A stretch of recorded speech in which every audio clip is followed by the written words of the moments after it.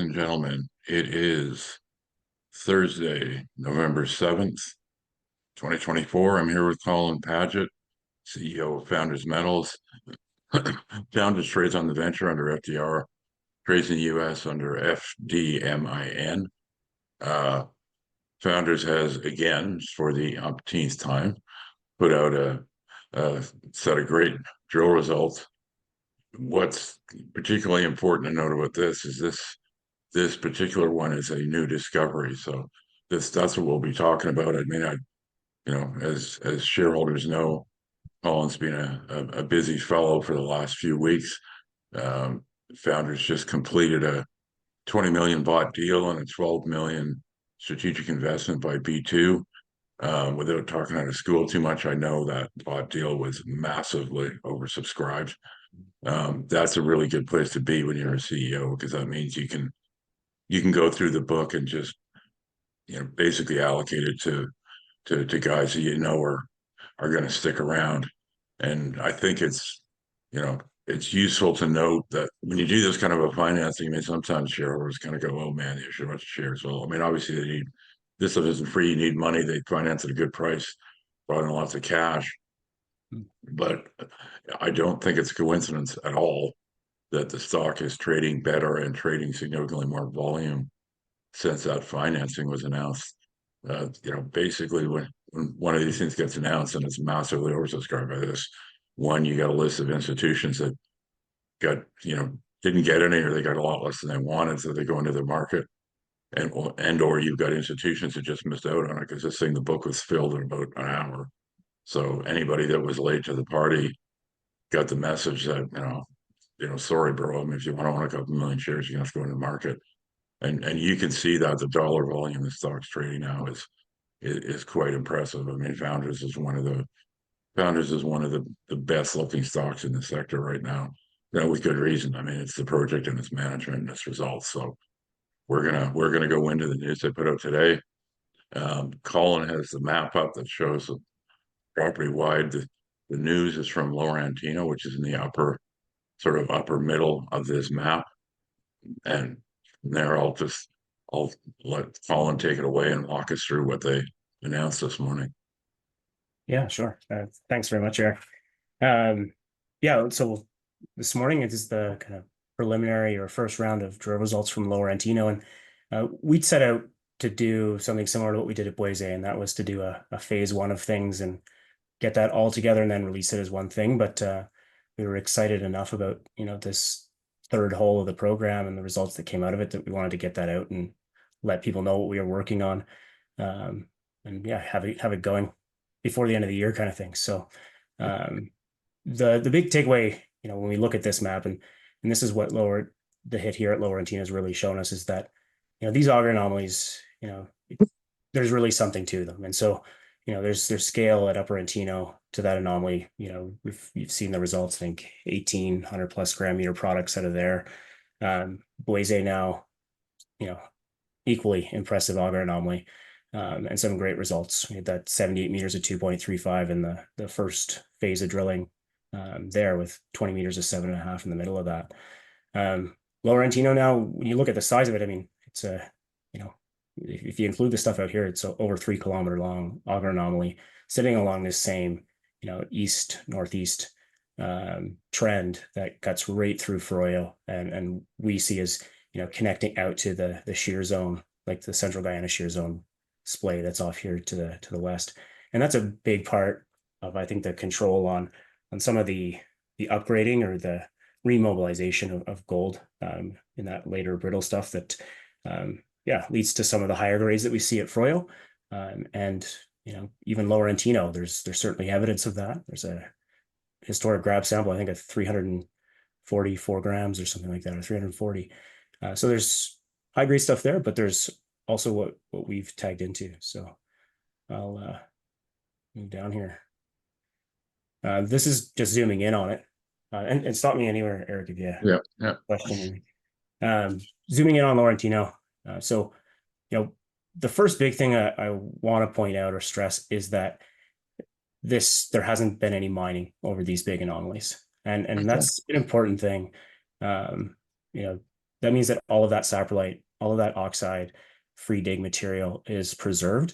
Okay. And, these augers here, some of them, most of them actually here in the center, main parts of the anomaly go down 15 meters. Okay. So Is that the thickness of the saprolite, or is it thicker than that? thicker than that. Saprolite's about Okay. 50 meters, between 50 and Okay. 70 meters. Okay. So it's about 50 in hole three here. Uh, so, that's a sizable volume in its own right. Yeah. And it's material that, yeah, it's truck and shovel. It's excavator is pretty much all you need. So Right. that makes a Right. big difference to the early economics of really anything. So it's nice to now be into one of these where we don't have that missing. Yeah. But it's definitely a big plus. But looking at It's interesting that they didn't spot this one.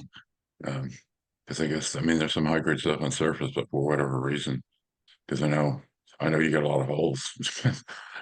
Antino's got a lot of holes in it. I mean, the miners have been through there a couple of times, but it's I, nice that this is virgin territory. I've always kind of wondered about this one actually, because I mean, there's the grades. I mean, they go up to 49 grams per ton kind of thing. Um, and I mean, these results were released in the past, so Yeah. this is the one that I always wondered why people hadn't gotten there. But I'm glad we got there first. There's Yep. there's a little bit of mining on the north side of the creek, but there's one guy that's been kind of puttering there for a while. But um, yeah, having this all held together, and then we'll get into the IP data and kind of where we think things are going. That's all ground that hasn't been touched either. So it's it's a big add. So numbers wise, though, we're you know, 2 kilometers across here in the main portion of the auger anomaly. We give it kind of a kilometer or so, kilometer and a half wide, and then in the core we've put these high grade auger zones. It seems like a pretty straightforward, pretty obvious place to drill, and that's more or less how we got started. We actually first drilled a hole over here, tagged some mineralization at the top of it, but I think we're a little bit too far. To the east to hit the main shear, and then we came over the top of it on this one completely. But then, yeah, hole three, testing the other side. I'll come down to the cross section. Came right into what's pretty unique actually. We haven't seen mineralization really like this anywhere else on the property. Just the consistency. The grade is very consistent over that entire 82-meter interval. Um, and and also just the scale of the shear itself. We're seeing this tonalite or tonalitic rock that's completely sheared out over a very very broad interval, and just so much sulfide in there that you're seeing the sulfide strung out along that same foliation plane or fabric, which is we haven't seen that like that or present like that anywhere else. And then there seems to be this brittle overprint as well, where we're getting lots of this fracture fill, pyrite, and seems like there's some gold associated with that piece also, as is the case in Froyo and Upper Antino. So So it's uh, nice. It's good scale. yeah, uh, that's the other part that when you've got that free dig piece, so all of that's the oxide horizon. This Right. is a thick section, right? 150-meter wide section. So some of these are kind of looking into the hill, Right. um, and that's why they project down a bit further. But you know, you've got a sizable volume that's in the oxide. I think it matches up quite nicely with what we see in the drilling. Um, and then it's pretty easy to take that and put a pretty significant volume together just out of a single drill hole. And that's really the important takeaway. It's volume from surface, and it looks like with the especially with the geophysics, which timing was a bit fortuitous, I guess. The survey is actually it's literally in progress right now. Right. Um, we've been getting line by line every day, seeing it slowly grow. But we're just about at where this is, and it starts to make a lot of sense. And maybe I'll just jump down to that since we're talking about it. Um, so this That here, is a, that is a nice IP anomaly. It's yeah, also a big. It's also a big. I mean, if viewers, those of you know how the UTM stuff works. You look at the UTM coordinates running up and down the left and right side here. I mean, that's 2 kilometers plus of anomaly there. Yeah. That's nice. And that level of continuity, and then to have it line up nicely, the charge, especially with basically the mineralization that we see in the auger anomaly here, but with what we see in the drill core, and that degree of sulfide or disseminated sulfide. Yeah, really, you should see a signature, and it's nice to actually see it come together. I probably told you, Eric, in other chats that I used to be a pretty firm non-believer in IP geophysics. Um, Certainly worked a Coming few around. projects where it always seemed fortuitous, but Yeah. stuff like this is hard to argue with. Yeah. Well, you got nice resistivity too. So I mean, I guess you got silica flooding, Yeah, some or veining or something's coming in that's kicking up the resistivity right along with the chargeability. I mean, that's a pretty classic looking IP anomaly. yeah, it is. And we don't. I mean, the other usual suspect for something like that, like the carbonaceous shales or black shale type thing, we don't have any. We don't see that in any of the drilling or mapping or anything. So, it really does look like things correlate with the sulfide and the veining, the silica veining, quartz stuff in the shear itself. Yeah, So that's. I mean, we've talked in the past, and I've said to subscribers, the thing with Antino is you got Froyo and a couple of other things like Froyo, and that's the sexy bit, and that's what gets attention quite often of people that aren't current shareholders. They see some 20 meters of 20-gram drill hole, and you're like, holy shit. But yeah, and Freud, don't get me wrong, Freud is great, but the other thing I've been hoping to see, and you kind of see it at Busse, but it looks a lot more obvious here, is one of these zones that's got real scale. Because you may or may not get high grade here. I'm sure there's some at surface. I'm sure they had some in drill holes, but this is all about scale. I mean, you got a couple of kilometers here. It's 100 meters thick. Um, that's a lot of tonnage. I mean, that's where you can really, really add ounces. Is this kind of a zone? So this is great to have this as a new discovery. yeah, it's that's what had everybody as excited as they were on the ground when first even came out. I mean, it looked like something that should grade, and then seeing it come back, and then doing the math with the volume or just you know the anomaly there, even it goes off the page, so to speak. So there's possibility of continuing. And we do see evidence further to the south there. There's a couple of small artisanal workings.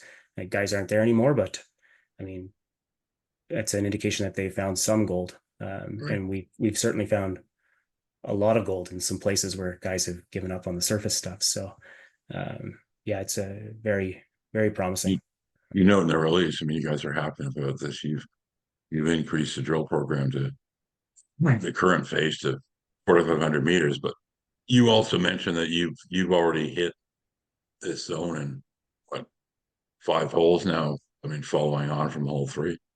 Yeah. So we after we drilled that one, we were a couple of holes in, testing Right. some stuff over here and one a little bit further south, but we got the results back, and then first we did some kind of 75-meter step south, similar step to the north, and then just kind of kept bumping back and forth. And now we're about 500 meters long strike, and we see stuff that as far as on the table looks very similar, and it's quite a distinct appearance. So, I mean, you don't know what the grade is until you get it back from the lab. But as far as like drilling for structure goes, the structure is certainly there.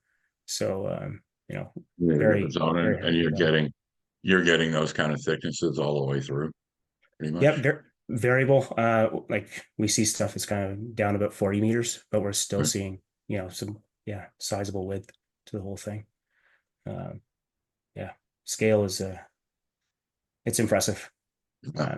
And to sit under an auger anomaly like that, I guess, I, yeah, you can test things, but actually coming in and figuring out what exactly is driving that it's I think rewarding for the exploration guys on the ground for sure. Yeah. You're Yeah, not allowed to do the numbers. So, I mean, your viewers can take a look at this thing, and it's 2,000 meters, 80 meters. pick a down dip you want. I mean, they hit a down dip to think about 250 meters. You know, I won't do the math for Colin's sake, but I mean, it's you get up Uh, to fairly big tonnage numbers pretty quick here with a zone like this. So I mean, if those grades hold up, this definitely has the potential to have a lot of ounces. And I would remind viewers again. I mean, I don't need to remind shareholders, but I would remind viewers that this is one of several zones, and there's several zones that they really haven't even gotten to yet. Now yeah. you got four drill rigs, is it? So with three turning, there's Okay, four on the ground right now. So the fourth right, one, basically the skid's just been built. They're getting it ready. I imagine we'll get a hole or two out of it before the end of the year, right. or before we wrap things up for the holidays. But it's really meant to be, spinning full tilt when we get going in January. We have another rig on the way, but it's you don't just dive right into the next one. We've done things in fairly kind of metered fashion, and that's worked really well. I mean, it was definitely easier turning the third one on than it was the second one, and I Yeah, think we're in a good spot to very smoothly bring the fourth one on, and um, you know we're shooting for kind of 5 to 6,000 meters a month with the four rigs, and at this scale too, it's nice to have. You've got one as backup as well, so you yeah, can keep things going. Um, but yeah. Well, I we'll mean, it's a lot of work involved logging and everything too. It's not just matter having drill rigs. I mean, you can't grow geologists in a lab. You gotta have good people on the ground to deal with the core. Otherwise, having more core doesn't help you that much. Yeah, well, that's it. I mean, I used to joke when we had, like when we first got going here, I mean, we were putting, assays out every 2 weeks pretty consistently. And Yeah, if we were doing it any faster, it'd be the people on CEO.ca that would be, doing the geological interpretation, yeah, because the geos wouldn't have time to look at it. But yeah. um, yeah, at this point, Yeah, and do you have much in the lab now? I mean, I don't know where you're at in terms of no, holes yeah, drilled, holes reported, sort of thing. we do. So I think there's about a half dozen out of Boise that are in the lab. We've got uh, be a little, I think 14 out of Lower Antino right now. Okay, And there's a little target to the southwest of Boise that we've put a couple into that right. something just an anomaly that Pascal or the VPX was pretty keen on. So things have been going quite well. So I figured we'd give him his holes and give it a try. So there's some down there that we're waiting for stuff back on. And yeah, then this at a Lower Antino, there's another. I think they're on to be seven after this right now, and I mean they're making pretty good progress. Yeah, You're so still getting your 2 week turnaround, give or take. I mean, the turnaround's still quite good at the lab. give or take, it's kind Yeah, of 2 to 3 week we get it back. I mean, often within a couple of weeks. right. Um, they, I think they've gotten busier since Yeah, we started. yeah, Yeah, and even in country, I mean, there's a yeah. lot There's a more. couple other guys doing big programs, so you're not the Yeah. only ones. Yeah, Um, this is great. This is great news on top of great news on top of yeah, great news. I uh, mean, you guys it's just keep pulling the rabbits out of the hat. well, and now it really helps having the money in the bank and Yeah, knowing that we can commit to right now we're 60,000 meters next year, right. is what we're targeting, and um, there's lots to drill and lots to do, and I mean at the end of the day these terrains, it just all comes down to drilling. I mean as much of it as we can do. So um, I know you, I'm sure you get asked this and, about resource calculations. And just for the record, I'm in no rush for resource calculation camp. I mean, you got so many zones there that, I mean, this is a perfect example. I mean, you got a great hole. If the other holes along strike are similar, great. You got 500 meters, but you don't have spacing to calculate anything. And you got another 2 kilometers of target. So like, why would you bother? I mean, just get the holes in and yeah, report the holes. And if somebody wants to play with the numbers, they can do it. yeah. I'm sure. I'm assuming that you're getting more and more institutional coverage. So I'm sure there'll be people out there cranking the numbers out. Yeah, we are. the guys with the Gentis, Michael Gray, his Yep. coverage includes a like a mineral inventory calculation based on our drill results, and there's definitely going to be more to come. I'd say this fall we've had quite a few people to site from a few different institutions. So yeah, I'd expect a lot more coverage in the relatively near future. Yeah. And that's why we started putting all the caller information in. Yeah. To be honest, I meant to get it out sooner than it arrived, but we were pretty busy, and Yeah. it took a bit of time. But having it out there, I mean that's something else that Chris did as well. That I think Yeah. just the competitive tension piece, just having everyone able to put it together themselves if they want to is a big part of Yeah. the whole. Chris and Bob always gave people enough information that they could and did in many cases put them into their own modeling software. So they Yeah, they were also no. I mean, I had the conversation with Chris. Those of you who don't know who are referring to Chris Taylor just joined the board at Founders, which I'm quite happy about. I'm a big fan and quite fond of Chris. Chris, of course, was a guy that ran Great Bear until it was taken out. He knows a thing or two about communicating, but he also, he had so many of these guys breathing down his neck. I mean, he knows what these guys want, and they were always very good about putting enough information in that anybody who wanted to could basically take the drill data and fairly easy put it in their own modeling software. Because Chris was not the guy that was like he was like, why would I do a resource calculation? Like, no, no, no, I'm not going to do that because it just gives some guy a number to put an upper limit on it. It's like, forget that. Get my yeah, resource calculation. Like, why would I? Let somebody else play with it.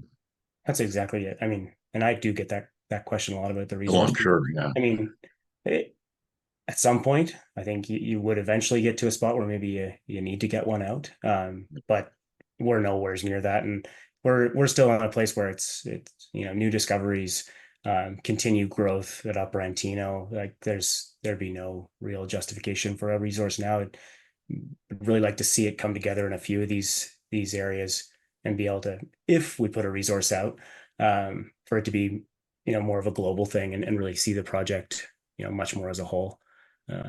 Yeah, that would be I mean, the anybody worried about it, just take a look at the chart. I mean, there's a lot of people that following on this stock that know how to crunch those numbers and probably are. And the way the stock's trading should tell you that the numbers are looking pretty good. So there's lots of drill news going forward. Um, and what other I mean, do you think you'll get to any of the other targets before year end, or it's pretty much going to be upper I Antino, think, lower Antino, pretty much? just skip back to the map here. Upper Antino, Lower Antino, Blaze. So we'll get results out from all three areas. Okay, That other thing I mentioned a bit further down here. So we'll okay, probably get something out on that pending results. And after that, I mean, we do have people on the ground now properly at the Lawa stuff. So there's, we're doing auger program there at a broad strokes across the whole area to see if we can pick up some more stuff. A lot of trenching, which is really kind of step one, especially when it's a bit further away logistically from main camp. We do have all right, road access over here though, so I think the plan really, um, the scale of this we've been excited about for a long time, and Vincent, our chief geologist, I mean he did his PhD on Yao, the deposit just north of us here, um, so he understands the rocks and he certainly understands what those rocks look like, and you know he's not a very promotional guy, and when he tells you that it looks a lot like Yao, that got me excited. So there's a window, I'd say probably end of March, April, okay, that we're going to target for getting a drill over and testing some of what we put together there. But I imagine we'll get the surface exploration results out, between now and then. Um, we've metallurgy, I guess, is another one. That'll come out this fall, actually, probably in the relatively near future. Just the final report covering all of that. I mean, I think anyone who knows this area knows the rocks. It'll be about what they expect, which is good, great. Pretty happy with how how the Mets turned out. It's relatively boring, which is really what you want Yeah. for metallurgy. So Yeah. You don't need to get too cute to get recoveries with this stuff. It no, recovers pretty well. and actually the gravity recoveries are spectacular. So I was happy to see that on the front end. So no, it's turned out really well. Okay. Um, and then yeah, beyond that, it's really going to be drill, drill, drill, All right. and then keeping up with the surface exploration and continuing to build and grow that pipeline. Like these big auger anomalies, they only come from that sort of work was only ever done on half the property. Right. So there's a lot of opportunity for some growth there, and we've just added a LiDAR survey over the entire property that has been pretty revealing, particularly in areas outside of this historic part. Um, and we're looking at an airborne geophysical survey as well here, probably early spring or as early as we can get it in the new year. Okay. Sounds great. Well, I mean, congratulations on yet another discovery and having lots of money and bringing Chris on. And, obviously the stock's doing great. It's one of the best performers in my account, for sure. I'm definitely pretty happy about it. Um, Colin Padget, CEO of Founders Metal. If this isn't a stock you're paying attention to, you're not paying attention to all the right stocks. Like you really need to be paying attention to this stock. I mean, there's not that many of these. There's not many stocks in the sector that just turn into Cinderella stories, but there's always a few of them, and that's what makes the sector, as potentially exciting and potentially rewarding as it is. And Founders is definitely one of those stocks. So if you're not paying attention, you better start. Thanks for meeting up with me today to go through this. I'm always happy to go through the geology with you, especially when it's a new discovery like this. Yeah, no, I appreciate the time, Eric. Thanks very much. Okay. Founders Metal, FDR in the venture, FDMIN in the US. Thanks very much.